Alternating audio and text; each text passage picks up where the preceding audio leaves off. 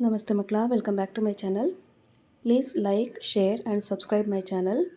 ಮಕ್ಕಳ, ಇವತ್ತು ನಾವು ಪ್ರಥಮ PUC ಕನ್ನಡದಲ್ಲಿ ರಾಗಿ ಮುದ್ದೆ ಈ ಒಂದು ಗದ್ಯ ಭಾಗಕ್ಕೆ ಸಂಬಂಧಪಟ್ಟಂತಹ ಅಭ್ಯಾಸ ಪ್ರಶ್ನೋತ್ತರಗಳನ್ನ ಈಗ ನೋಡ್ತಾ ಹೋಗೋಣ. ಫಸ್ಟ್ ಹೆಡಿಂಗ್ ನೋಡಿ, ಒಂದು ವಾಕ್ಯದಲ್ಲಿ ಉತ್ತರಿಸಿ. ಪ್ರಶ್ನೆ 1, ಗ್ರಾಮದ ಅಧಿದೇವತೆ ಯಾರು? ಉತ್ತರ, ಗ್ರಾಮದ ಅಧಿದೇವತೆ ನಾಗಮ್ಮ. ಪ್ರಶ್ನೆ 2, ಕಣ್ಣುಗಳಲ್ಲಿ ಯಾವುದರ ಸಾಲುಚಿತ್ರಗಳು ಮೂಡಿಕೊಂಡವು? ಉತ್ತರ, ಕಣ್ಣುಗಳಲ್ಲಿ ಮುದ್ದೆಗಳ ಸಾಲುಚಿತ್ರಗಳು ಮೂಡಿಕೊಂಡವು. ಪ್ರಶ್ನೆ 3, ಹೋಟೆಲಿನಲ್ಲಿ ಕರಿಯ ಏನು ಕೆಲಸ ಮಾಡುತ್ತಿದ್ದ? ಉತ್ತರ, ಹೋಟೆಲಿನಲ್ಲಿ ಕರಿಯ ಕಸ ಮುಸುರೆ ಬಳಿಯುವ ಕೆಲಸ ಮಾಡುತ್ತಿದ್ದ. ಪ್ರಶ್ನೆ 4, ಊರಿನ ನೀರು ಎಲ್ಲಿ ನೆಲೆ ನಿಂತಿತ್ತು? ಉತ್ತರ, ಊರಿನ ನೀರು ಪಾತಾಳದಲ್ಲಿ ನೆಲೆ ನಿಂತಿತ್ತು. ಪ್ರಶ್ನೆ 5, ನೀರಿಗಾಗಿ ಕರಿಯ ಏನನ್ನು ತರುತ್ತಿದ್ದ? ಉತ್ತರ, ನೀರಿಗಾಗಿ ಕರಿಯ ದೊಡ್ಡದೊಂದು ಬಾನಿಯನ್ನು ತರುತ್ತಿದ್ದ. ಪ್ರಶ್ನೆ 6, ಬಡ ಮಕ್ಕಳ ಪಾಲಿಗೆ ಚಾಕೊಲೇಟ್ ಯಾವುದು?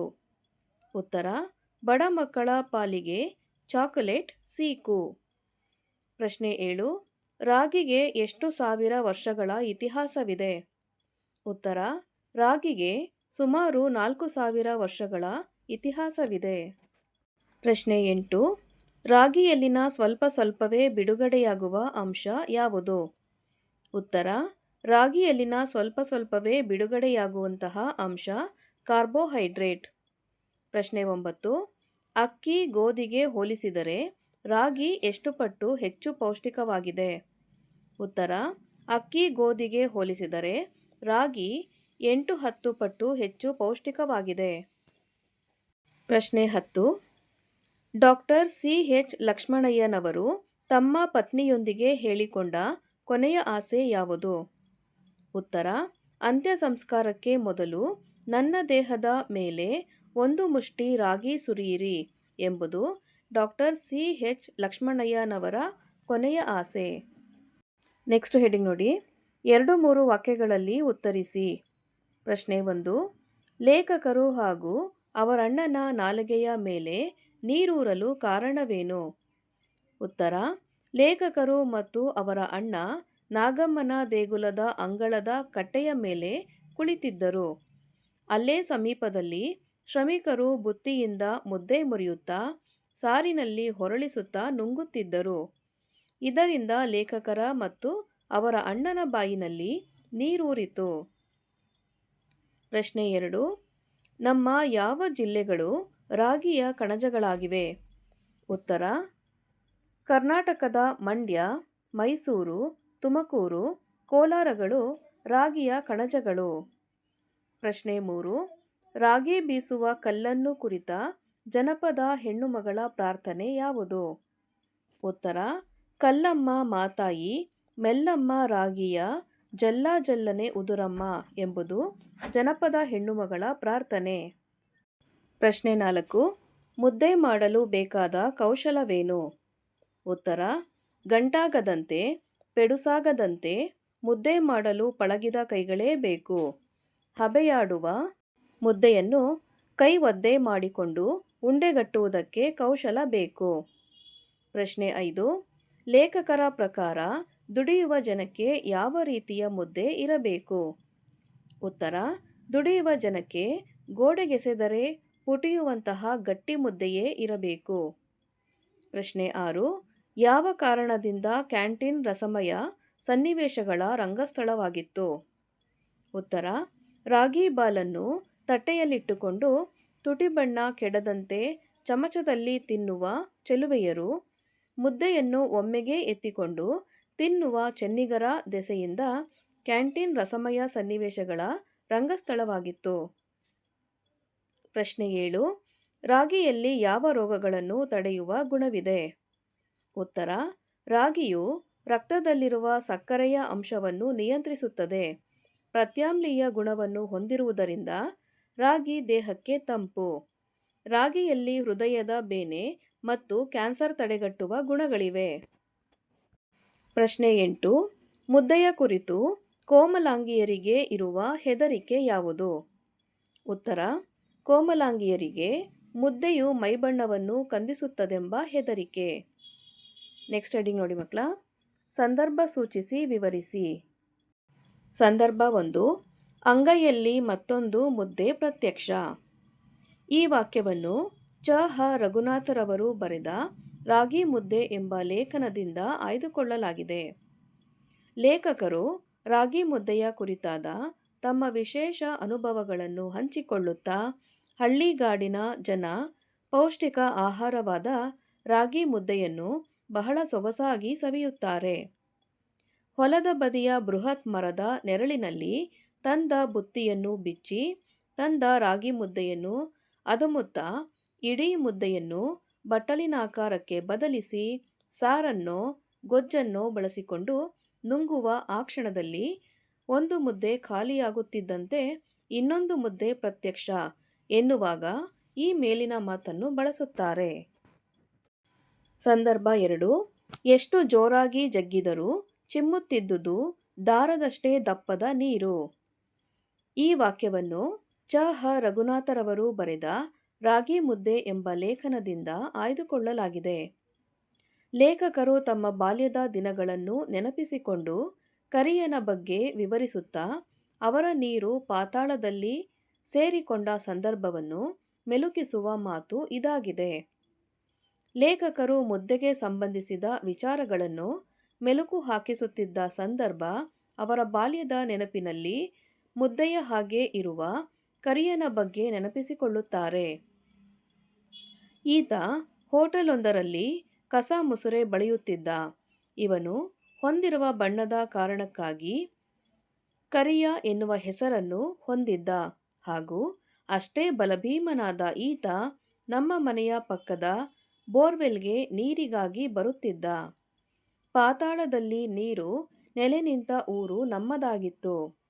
ಬಲಭೀಮನಾದ ಕರಿಯ ಬೋರ್ವೆಲ್ಲನ್ನು ಎಷ್ಟೇ ಜಗ್ಗಿದರೂ ಸಿಗುವ ನೀರು ಬರೀ ದಾರದಷ್ಟು ದಪ್ಪ ಎನ್ನುವಾಗ ಈ ಮಾತನ್ನು ಉದಾಹರಿಸುತ್ತಾರೆ. ಸಂದರ್ಭ 3: ಸೀಕನ್ನು ಚಪ್ಪರಿಸಿದ ರುಚಿ ಇನ್ನೂ ನಾಲಿಗೆಯಲ್ಲಿದೆ. ಈ ವಾಕ್ಯವನ್ನು ಚ.ಹ. ರಘುನಾಥರವರು ಬರೆದ ರಾಗಿ ಮುದ್ದೆ ಎಂಬ ಲೇಖನದಿಂದ ಆಯ್ದುಕೊಳ್ಳಲಾಗಿದೆ. ಲೇಖಕರು ಇಲ್ಲಿ ರಾಗಿ ಮುದ್ದೆ ಮಾಡಿದ ನಂತರ ಉಳಿಯುವ ಸೀಕು ಅದು ಬಹಳ ರುಚಿಕರ ಎನ್ನುವಾಗ ಈ ಮಾತು ಮೂಡಿಬಂದಿದೆ. ಹಳ್ಳಿಯ ಪರಿಸರದಲ್ಲಿ ರಾಗಿ ಮುದ್ದೆ ಮಾಡಿದ ನಂತರ ಮಡಕೆಯಲ್ಲಿ ಮುದ್ದೆಯ ಅಂಟಿನ ಸಣ್ಣದೊಂದು ಎಳೆ ಉಳಿಯುತ್ತದೆ. ಅದನ್ನು ಸೀಕು-ಬಾಕು ಎಂದು ಕರೆಯುತ್ತಾರೆ. ಇದು ಬಹಳ ರುಚಿಕರವಾಗಿದ್ದು ಒಣಗಿದ ಸೀಕು ಕುರುಂ ಕುರುಂ ಹಪ್ಪಳದಂತೆ ಸ್ವಾದಿಷ್ಟವಾಗಿರುತ್ತದೆ.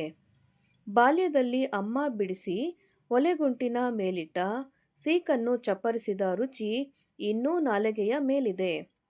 ಅದು ಬಡ ಮಕ್ಕಳ ಚಾಕೊಲೇಟು ಎನ್ನುತ್ತಾ ಲೇಖಕರು ಈ ಮೇಲಿನ ವಾಕ್ಯವನ್ನು ಪುಷ್ಟೀಕರಿಸುತ್ತಾರೆ. ಸಂದರ್ಭ 4: ಮುದ್ದೆ ಮಾಡಲಿಕ್ಕೆ ಪಳಗಿದ ಕೈಗಳೇ ಆಗಬೇಕು. ಈ ವಾಕ್ಯವನ್ನು ಚ.ಹ. ರಘುನಾಥರವರು ಬರೆದ ರಾಗಿ ಮುದ್ದೆ ಎಂಬ ಲೇಖನದಿಂದ ಆಯ್ದುಕೊಳ್ಳಲಾಗಿದೆ. ಲೇಖಕರು ರಾಗಿ ಮುದ್ದೆಯಲ್ಲಿ ಇರುವ ಕಲಾತ್ಮಕತೆಯ ಕುರಿತಾಗಿ ಹೇಳುತ್ತಾ ಅದನ್ನು ಮಾಡುವಲ್ಲಿ ಬೇಕಾದ ಅನುಭವದ ಕೈಯ ಕುರಿತಾಗಿ ಹೇಳುವ ಸಂದರ್ಭವಿದು. ರಾಗಿ ಮುದ್ದೆಯ ಗೋಳಾಕಾರದ ಬಗ್ಗೆ ವಿವರಿಸುತ್ತಾ ಇದರ ಹಿಂದೆ ಬ್ರಹ್ಮಾಂಡದ ತತ್ವವಿದೆಯಾ ಎನ್ನುವುದಾಗಿ ಪ್ರಶ್ನಿಸಿದ ಲೇಖಕರು ಏನಿಲ್ಲದಿದ್ದರೆ ಒಂದು ಕಲಾತ್ಮಕತೆಯಂತೂ ಇದ್ದೇ ಇದೆ ಎನ್ನುತ್ತಾರೆ. ಮುದ್ದೆಯನ್ನು ಕೈ ಒದ್ದೆ ಮಾಡಿಕೊಂಡು ಉಂಡೆಗಟ್ಟುವುದಕ್ಕೂ ಕುಶಲತೆಯ ಅಗತ್ಯವಿರುವುದನ್ನು ಹೇಳಿದ್ದಾರೆ. ಗಂಟಾಗದಂತೆ ಪೆಡುಸಾಗದಂತೆ ಮುದ್ದೆ ಮಾಡಲು ಪಳಗಿದ ಕೈಗಳೇ ಆಗಬೇಕು ಎಂದು ವಿವರಿಸಿದ್ದಾರೆ. ಸಂದರ್ಭ 5: ಸಂದು ಹೋದ ಜೀವನ ಶೈಲಿಯೊಂದರ ಮೆಲುಕು. ಈ ವಾಕ್ಯವನ್ನು ಚ.ಹ. ರಘುನಾಥರವರು ಬರೆದ ರಾಗಿ ಮುದ್ದೆ ಎಂಬ ಲೇಖನದಿಂದ ಆಯ್ದುಕೊಳ್ಳಲಾಗಿದೆ. ಲೇಖಕರ ತಾತನ ಕಾಲದ ಅವಿಭಕ್ತ ಕುಟುಂಬದಲ್ಲಿ ರಾಗಿ ಮುದ್ದೆ ಮಾಡುವ ವಿಧಾನದ ಕುರಿತಾಗಿ ಹೇಳುವ ಸಂದರ್ಭವಿದು. ರಾಗಿ ಮುದ್ದೆ ತಯಾರಿಸುವುದು ಮೇಲ್ನೋಟಕ್ಕೆ ಸುಲಭವಾಗಿ ಕಾಣಬಹುದು. ಆದರೆ ಅದು ಸುಲಭದ ಕೆಲಸವಲ್ಲ. ತಾತನ ದೊಡ್ಡಿಯಂತೆ ಮನೆಯಲ್ಲಿ 10 ಮಂದಿಗೆ ದೊಡ್ಡ ಬಾನಿನಲ್ಲಿ ಮುದ್ದೆ ಮಾಡುತ್ತಿದ್ದ ದಿನಗಳ ಕಥೆಯನ್ನು ಲೇಖಕರು ನೆನಪಿಸಿಕೊಳ್ಳುತ್ತಾರೆ. ದೇಹದ ಶಕ್ತಿಯನ್ನು ಕ್ರೋಢೀಕರಿಸಿ ದೊಡ್ಡದೊಂದು ಕಟ್ಟಿಗೆಯಲ್ಲಿ ಮುದ್ದೆಯ ಎಸರನ್ನು ತೊಳಸುವುದು ಬಲು ಕಷ್ಟದ ಕೆಲಸ. ದೇಹದ ಶಕ್ತಿಯನ್ನೆಲ್ಲ ಹಾಕಿ ಮುದ್ದೆಯನ್ನು ಮಾಡಲು ಹೋದರೆ ಕೆಲವೊಮ್ಮೆ ಶಕ್ತಿ ಹೆಚ್ಚಾಗಿಯೋ ಮಡಕೆ ಹಳತಾಗಿಯೋ ಮುದ್ದೆಯ ಎಸರು ಒಲೆಯ ಪಾಲಾಗುತ್ತದೆ. ಹಿಟ್ಟನ್ನು ಮಾಡುವ ಕೋಲಿನಲ್ಲಿ ಮಗಳನ್ನು ಓಡಿಸಿಕೊಂಡು ಹೋಗುವ ನೆನಪನ್ನು ಲೇಖಕರು ಮಾಡಿಕೊಳ್ಳುತ್ತಾರೆ. ಅದನ್ನು ಈ ಮೇಲಿನ ವಾಕ್ಯದ ಮೂಲಕ ವಿವರಿಸಿದ್ದಾರೆ. ಸಂದರ್ಭ 6. ತುಟಿ ಬಣ್ಣ ಕೆಡದಂತೆ ಚಮಚೆಯಲ್ಲಿ ತಿನ್ನುವ ಚೆಲುವೆಯರು. ಈ ವಾಕ್ಯವನ್ನು ಚ. ಹ. ರಘುನಾಥರವರು ಬರೆದ ರಾಗಿ ಮುದ್ದೆ ಎಂಬ ಲೇಖನದಿಂದ ಆಯ್ದುಕೊಳ್ಳಲಾಗಿದೆ. ಸಂದರ್ಭ: ರಾಗಿ ಮುದ್ದೆಯ ಕುರಿತಾಗಿ ಜರ್ಮನಿನಲ್ಲಿ ವಿಶ್ವಕಪ್ ಫುಟ್ಬಾಲ್ ಪಂದ್ಯಾವಳಿ ಸಂದರ್ಭದಲ್ಲಿ ನಡೆದ ಸ್ವಾರಸ್ಯಕರ ಸಂಗತಿಯನ್ನು ವಿವರಿಸುವಾಗ ಲೇಖಕರು ಈ ಮಾತನ್ನು ಹೇಳಿದ್ದಾರೆ. 2006ನೇ ಇಸವಿಯಲ್ಲಿ ಜರ್ಮನಿಯಲ್ಲಿ ವಿಶ್ವಕಪ್ ಫುಟ್ಬಾಲ್ ಪಂದ್ಯಾವಳಿ ನಡೆಯುತ್ತಿತ್ತು. ಆ ವೇಳೆಯಲ್ಲಿ ಕಚೇರಿ ಕ್ಯಾಂಟೀನ್ನಲ್ಲಿ ವಾರಕ್ಕೆರಡು ದಿನ ಮುದ್ದೆ ಮಾಡುವ ನಿರ್ಣಯವನ್ನು ಜಾರಿಗೆ ತಂದಿದ್ದರಂತೆ.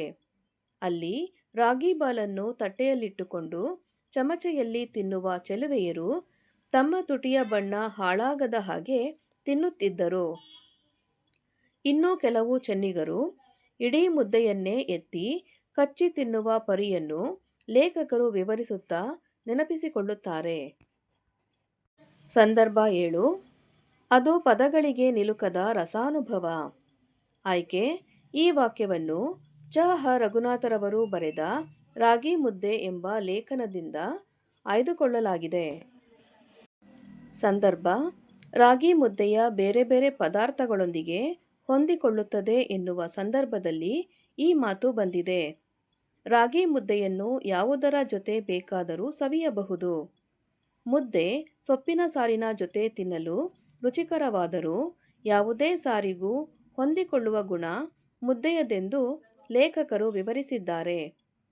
ಕಿವುಚಿದ ಸಾರು, ಕೋಳಿ ಸಾರು, ಮೊಳಕೆಯೊಡೆದ ಹುರುಳಿಕಾಳು ಸಾರು, ಹಿತಕವರೆ, ಗೊಜ್ಜು, ಚಟ್ನಿ ಎಲ್ಲದರೊಂದಿಗೆ ಅನುರೂಪವಾಗುವ ಮುದ್ದೆಯನ್ನು ನೀರು ಮಜ್ಜಿಗೆಯೊಂದಿಗೆ ಕದರಿ ಕುಡಿಯುವ ಸುಖ, ಉಪ್ಪು ಮೆಣಸಿನಕಾಯಿ ಗೊಜ್ಜಿನೊಂದಿಗೆ ಮುದ್ದೆಯನ್ನು ಮೆಲ್ಲುವ ಆನಂದವನ್ನು ಅನುಭವಿಸಿದವರೇ ಬಲ್ಲರು ಎಂದು ಹೇಳುವಾಗ ಈ ಮೇಲಿನ ಮಾತು ಬಂದಿದೆ. ಸಂದರ್ಭ 8. ನನ್ನ ದೇಹದ ಮೇಲೆ ಒಂದು ಮುಷ್ಟಿ ರಾಗಿ ಸುರಿಯಿರಿ. ಆಯ್ಕೆ: ಈ ವಾಕ್ಯವನ್ನು ಚ. ಹ. ರಘುನಾಥರವರು ಬರೆದ ರಾಗಿ ಮುದ್ದೆ ಎಂಬ ಲೇಖನದಿಂದ ಆಯ್ದುಕೊಳ್ಳಲಾಗಿದೆ. ಸಂದರ್ಭ: ರಾಗಿ ಲಕ್ಷ್ಮಣಯ್ಯ ಎಂದೇ ಡಾಕ್ಟರ್ ಸಿ. ಎಚ್. ಲಕ್ಷ್ಮಣಯ್ಯನವರ ರಾಗಿ ಮೋಹವನ್ನು ನೆನಪಿಸಿಕೊಳ್ಳುವ ಸಂದರ್ಭದಲ್ಲಿ ಲೇಖಕರು ಈ ಮಾತನ್ನು ಹೇಳಿದ್ದಾರೆ. ವಿವರಣೆ: ರಾಗಿ ಲಕ್ಷ್ಮಣಯ್ಯ ಎಂದೇ ಪ್ರಸಿದ್ಧರಾಗಿದ್ದ ಸಿ. ಎಚ್. ಲಕ್ಷ್ಮಣಯ್ಯನವರು ಹೊಸ ತಳಿಯ ರಾಗಿ ಸಂಶೋಧನೆಯ ಮೂಲಕ ಎಲ್ಲ ಋತುವಿನಲ್ಲಿ ಕಡಿಮೆ ನೀರಿನಲ್ಲಿ ಬೆಳೆಯುವ ಹೊಸ ತಳಿಗಳನ್ನು ಅಭಿವೃದ್ಧಿಪಡಿಸಿದವರು. ರೈತರ ಆರ್ಥಿಕ ಪರಿಸ್ಥಿತಿಯನ್ನು ಸುಧಾರಿಸಿದರು. ಇಂತಹ ಮಹಾನ್ ರಾಗಿ ಪ್ರೇಮಿಯಾದ ಲಕ್ಷ್ಮಣಯ್ಯನವರು ಸಾಯುವಾಗ ಹೆಂಡತಿಯ ಬಳಿ ಅಂತ್ಯ ಸಂಸ್ಕಾರಕ್ಕೆ ಮೊದಲು ನನ್ನ ದೇಹದ ಮೇಲೆ ಒಂದು ಮುಷ್ಟಿ ರಾಗಿ ಸುರಿಯಿರಿ ಎಂದು ತಮ್ಮ ಕೊನೆಯ ಆಸೆಯನ್ನು ವ್ಯಕ್ತಪಡಿಸಿದ್ದರು. ಅವರ ಮಾತನ್ನು ಲೇಖಕರು ಇಲ್ಲಿ ನೆನಪಿಸುತ್ತಾರೆ. ನೆಕ್ಸ್ಟ್ ಹೆಡಿಂಗ್ ನೋಡಿ. 5 ವಾಕ್ಯಗಳಲ್ಲಿ ಉತ್ತರಿಸಿರಿ. ಪ್ರಶ್ನೆ 1. ಹಳ್ಳಿಯ ಜನ ಕೈಯಲ್ಲಿ ಮುದ್ದೆ ತಿನ್ನುವ ಚಿತ್ರಣವನ್ನು ವಿವರಿಸಿ. ಉತ್ತರ: ಹೊಲದ ಬದಿಯಲ್ಲಿ ಬೃಹತ್ ಮರ. ಆ ಮರದ ನೆರಳಲ್ಲಿ ಹೊಲದ ಒಡತಿ ನೆತ್ತಿಯ ಮೇಲೆ ಹೊತ್ತು ತಂದ ಬುತ್ತಿ ಬಿಚ್ಚಿದ್ದಾಳೆ.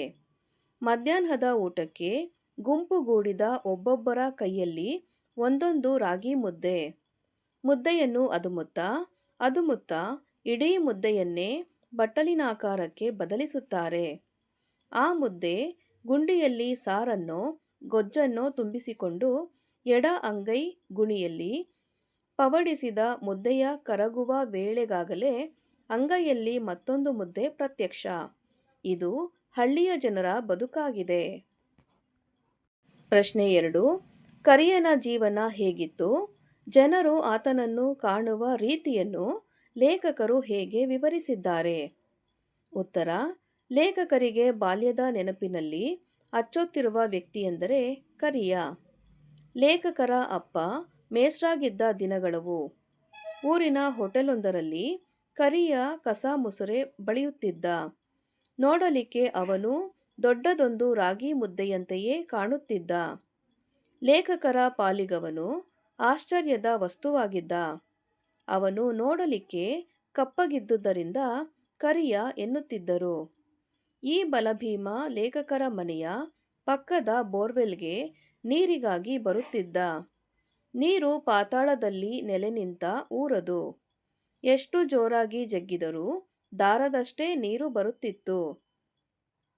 ಅಲ್ಲಿನ ಜನರೆಲ್ಲ ನೀರಿಗಾಗಿ ಪ್ಲಾಸ್ಟಿಕ್, ತಾಮ್ರದ ಕೊಡಪಾನಗಳನ್ನು ತಂದರೆ ಕರಿಯ ದೊಡ್ಡದೊಂದು ಬಾನಿಯನ್ನು ತರುತ್ತಿದ್ದ. ಅವನು ಬೋರ್ವೆಲ್ಲನ್ನು ಜಗ್ಗಿದರೆ ಅದು ಬಡಬಡ ಎಂದು ಸದ್ದು ಮಾಡುತ್ತಿತ್ತು. ಮಣ್ಣಿನ ಅರವಿ ತುಂಬಿದಾಗ ಅದನ್ನು ಸಲೀಸಾಗಿ ಭುಜದ ಮೇಲೆ ಇರಿಸಿಕೊಂಡು ಸಾಗುವ ಕರಿಯನನ್ನು ನೋಡಿದರೆ 2 ದೊಡ್ಡ ಗುಡಾಣಗಳು ಒಟ್ಟಿಗೆ ರಸ್ತೆಯಲ್ಲಿ ಸಾಗುತ್ತಿರುವಂತೆ ಭಾಸವಾಗುತ್ತಿತ್ತು. ಪ್ರಶ್ನೆ 3. ರಾಗಿ ಮುದ್ದೆ ಕುರಿತು ಇರುವ 10 ಮೆಚ್ಚುಗೆಯ ನಂಬಿಕೆಯ ಮಾತುಗಳಾವುವು? ಉತ್ತರ: ಅಕ್ಕಿ, ಗೋಧಿಗೆ ಹೋಲಿಸಿದರೆ ರಾಗಿ 8-10 ಪಟ್ಟು ಹೆಚ್ಚು ಪೌಷ್ಟಿಕ, ರೋಗ ನಿರೋಧಕ, ರಕ್ತದಲ್ಲಿನ ಸಕ್ಕರೆ ಅಂಶವನ್ನು ನಿಯಂತ್ರಿಸುತ್ತದೆ, ಪ್ರತ್ಯಾಮ್ಲೀಯ ಗುಣ ಹೊಂದಿರುವುದರಿಂದಾಗಿ ತಿನಿಸು ದೇಹಕ್ಕೆ ತಂಪು. ರಾಗಿಯಲ್ಲಿ ಹೃದಯದ ಬೇನೆ ಹಾಗೂ ಕ್ಯಾನ್ಸರ್ ತಡೆಗಟ್ಟಬಲ್ಲ ಔಷಧೀಯ ಗುಣಗಳಿವೆ. ತೆಳ್ಳಗಾಗಬೇಕೆನ್ನುವವರಿಗೆ ರಾಗಿ ಮುದ್ದೆ ಹೇಳಿ ಮಾಡಿಸಿದ ಊಟ. ಆರೋಗ್ಯಕರ ದೇಹದ ಹಳ್ಳಿಗರೇ ರಾಗಿಯ ಮಹಿಮೆಯನ್ನು ಜಗತ್ತಿಗೆ ಸಾರಬಲ್ಲ ಜೀವಂತ ಉದಾಹರಣೆಗಳು. ರಾಗಿ ಹಸುಳೆಗಳಿಗೆ ಪೌಷ್ಟಿಕ ಆಹಾರ. ರಾಗಿ ಹಿಟ್ಟಿನ ಸೂಪ್ ಹೀರುವ ಮಕ್ಕಳು ಕೆನ್ನೆ ತುಂಬಿಕೊಂಡು ನಳನಳಿಸುತ್ತಾರೆ. ರಾಗಿಯಲ್ಲಿನ ಅಧಿಕ ಪ್ರಮಾಣದ ಕ್ಯಾಲ್ಸಿಯಂ ಮಕ್ಕಳ ಬೆಳವಣಿಗೆ ನಿಟ್ಟಿನಲ್ಲಿ ಟಾನಿಕ್ನಂತೆ ಕೆಲಸ ಮಾಡುತ್ತದೆ.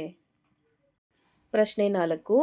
ರಾಗಿ ಮುದ್ದೆ ಕುರಿತು ಯಾವ ಬಗೆಯ ಸಾರುಗಳ ಜೊತೆ ಸೇರಿ ಎಂತಹ ರಸಾನುಭವವನ್ನು ಸೃಷ್ಟಿಸುತ್ತದೆ? ವಿವರಿಸಿ. ಉತ್ತರ: ರಾಗಿ ಮುದ್ದೆಗೂ ಸೊಪ್ಪಿನ ಸಾರಿಗೂ ಹೇಳಿ ಮಾಡಿಸಿದ ಜೊತೆ. ಹಾಗೆ ನೋಡಿದರೆ ಮುದ್ದೆ ಯಾವ ಹೆಸರಿನೊಂದಿಗೂ ಹೊಂದಿಕೊಳ್ಳುವ ಗುಣವಿದೆ. ಕಿವುಚಿದ ಸಾರು, ಸೊಪ್ಪು ಸಾರು, ಹಿತಕವರೆ, ಮೊಳಕೆಯೊಡೆದ ಹುರುಳಿಕಾಳು ಸಾರು ಹೀಗೆ ಎಲ್ಲರೊಂದಿಗೂ ರಾಗಿ ಮುದ್ದೆ ಅನುರೂಪ ಜೋಡಿಯಾಗಬಲ್ಲದು. ಕೊನೆಗೆ ನೀರು ಮಜ್ಜಿಗೆಯಾದರೂ ಸಾಕು. ಮಜ್ಜಿಗೆಯಲ್ಲಿ ಮುದ್ದೆಯನ್ನು ಕದರಿ ಕುಡಿಯುವ ಸುಖ ಉಪ್ಪು ಮೆಣಸಿನಕಾಯಿ ಗೊಜ್ಜಿನೊಂದಿಗೆ ಮುದ್ದೆಯನ್ನು ಮೆದ್ದಿ ಮೆಲ್ಲುವ ಆನಂದವನ್ನು ಅನುಭವಿಸಿದವರೇ ಬಲ್ಲರು. ಅದು ಪದಗಳಿಗೆ ಸಿಲುಕದ ರಸಾನುಭವ. ಪ್ರಶ್ನೆ 5. Doctor C. ಎಚ್. ಲಕ್ಷ್ಮಣಯ್ಯನವರ ರಾಗಿ ಸಂಶೋಧನೆ ಮತ್ತು ರಾಗಿ ಪ್ರೀತಿಯನ್ನು ವಿವರಿಸಿ. ಉತ್ತರ: ಡಾಕ್ಟರ್ ಸಿ. ಎಚ್. ಲಕ್ಷ್ಮಣಯ್ಯನವರು ಕನ್ನಡ ನಾಡಿನ ರೈತರ ನಡುವೆ ರಾಗಿ ಲಕ್ಷ್ಮಣಯ್ಯ ಎಂದೇ ಹೆಸರುವಾಸಿಯಾಗಿದ್ದರು. ರಾಗಿ ಸಂಶೋಧನೆ ಕೈಗೊಂಡು ಸಂಪರ್ಕ ಪದ್ಧತಿ ಎನ್ನುವ ತಮ್ಮ ನೂತನ ಪರಿಕಲ್ಪನೆಯ ಮೂಲಕ ಹೊಸ ತಳಿಗಳ ಅನ್ವೇಷಣೆಗೆ ತೊಡಗಿ ಮೈಸೂರು ಹಾಗೂ ತಮಿಳುನಾಡಿನ ತಳಿಗಳನ್ನು ಬಳಸಿಕೊಂಡು ಅದ್ಭುತ ಯಶಸ್ಸು ಪಡೆದರು. ಅದೇ ಕರ್ನಾಟಕದ ರಾಗಿ ಕ್ರಾಂತಿ. ವರ್ಷದ ಎಲ್ಲ ಅವಧಿಯಲ್ಲೂ ಬೆಳೆಯಬಹುದಾದ ಕಡಿಮೆ ಅವಧಿ, ಕಡಿಮೆ ನೀರಿನಲ್ಲಿ ಬೆಳೆಯುವ ಹೊಸ ತಳಿಗಳನ್ನು ಅಭಿವೃದ್ಧಿಪಡಿಸಿದವರು. ಅನಾರೋಗ್ಯ ಪೀಡಿತವಾದ ಸಂದರ್ಭದಲ್ಲೂ ಲಕ್ಷ್ಮಣಯ್ಯನವರು ರಾಗಿ ಧಾನ್ಯವನ್ನು ಮರೆಯಲಿಲ್ಲ. ಸೂಕ್ಷ್ಮವಾದ ಶಸ್ತ್ರಚಿಕಿತ್ಸೆಯೊಂದಕ್ಕೆ ಅವರು ಒಳಪಡುವ ಸಮಯದಲ್ಲಿ ಅದರಿಂದ ಚೇತರಿಸಿಕೊಂಡು ಪುನಃ ರಾಗಿ ಸಂಶೋಧನೆಯನ್ನು ಮುಂದುವರೆಸುವಂತಾದರೆ ಮಾತ್ರ ಶಸ್ತ್ರಚಿಕಿತ್ಸೆಗೆ ಒಳಪಡಿಸಿ ಎಂದು ವೈದ್ಯರ ಬಳಿ ಹೇಳಿದ್ದರಂತೆ. ದುರಾದೃಷ್ಟವಶಾತ್ ಅವರ ಶಸ್ತ್ರಚಿಕಿತ್ಸೆ ಯಶಸ್ವಿಯಾಗಲಿಲ್ಲ. ಅಂತ್ಯ ಸಂಸ್ಕಾರಕ್ಕೆ ಮೊದಲು ನನ್ನ ದೇಹದ ಮೇಲೆ ಒಂದು ಮುಷ್ಟಿ ರಾಗಿ ಸುರಿಯಿರಿ ಎಂದು ಲಕ್ಷ್ಮಣಯ್ಯನವರು ತಮ್ಮ ಪತ್ನಿಯ ಬಳಿ ಹೇಳಿಕೊಂಡಿದ್ದ ಕೊನೆಯ ಆಸೆಯಾಗಿತ್ತು. ಮಕ್ಕಳ ಇಲ್ಲಿಗೆ ಪ್ರಥಮ PUC ಕನ್ನಡದಲ್ಲಿ ರಾಗಿ ಮುದ್ದೆ ಅನ್ನುವ ಗದ್ಯ ಭಾಗಕ್ಕೆ ಸಂಬಂಧಪಟ್ಟಂತಹ ಎಲ್ಲ ಪ್ರಶ್ನೋತ್ತರಗಳು ಮುಕ್ತಾಯಗೊಂಡಿದೆ. ಈ ಒಂದು ವಿಡಿಯೋ ನಿಮಗೆ ಇಷ್ಟ ಆದಲ್ಲಿ ದಯವಿಟ್ಟು ನಮ್ಮ ಚಾನಲ್ನ ಲೈಕ್ ಮಾಡಿ, ಶೇರ್ ಮಾಡಿ, ಸಬ್ಸ್ಕ್ರೈಬ್ ಮಾಡಿಕೊಂಡು ನಾವು ಹಾಕುವಂಥ ಎಲ್ಲ ವಿಡಿಯೋನ ನೋಡ್ತಾ ನಮ್ಮನ್ನು ಎನ್ಕರೇಜ್ ಮಾಡ್ತಾ ಹೋಗಿ ಮಕ್ಕಳ. Thank you for watching. Bye bye.